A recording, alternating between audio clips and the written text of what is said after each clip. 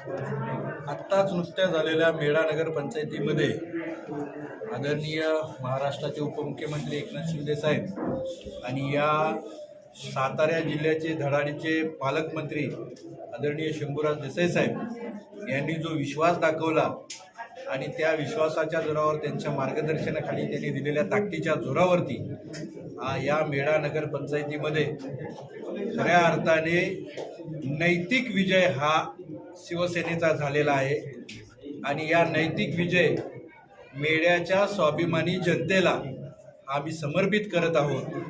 कारण मेढ्यातल्या स्वाभिमानी जनतेने दाखवून दिलेला आहे की पैशाचा, सत्तेचा आणि शक्तीचा माज उतरवण्याचा कार्यक्रम फक्त मेढ्यातलीच जनता करू शकते, जावलीतलीच स्वाभिमानी जनता करू शकते।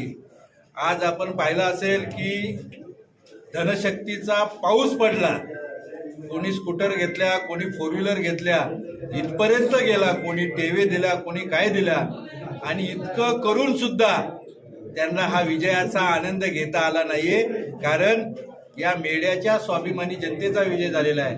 अवघ्या 46 मताने यांचा विजय झालेला आहे। 1570 इतक्या मतांनी आम्हाला लोकांनी स्वीकारलेला आहे आणि खरं पाहिलं तर अगदी निसटता विजय हा त्यांचा झालेला आहे।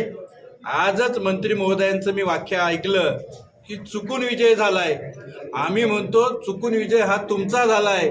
मेढ्याच्या जनतेने, स्वाभिमानी जनतेने नैतिक विजय हा शिवसेनेचा केलाय हे आज आम्ही या ठिकाणी दाखवून दिलेलं आहे।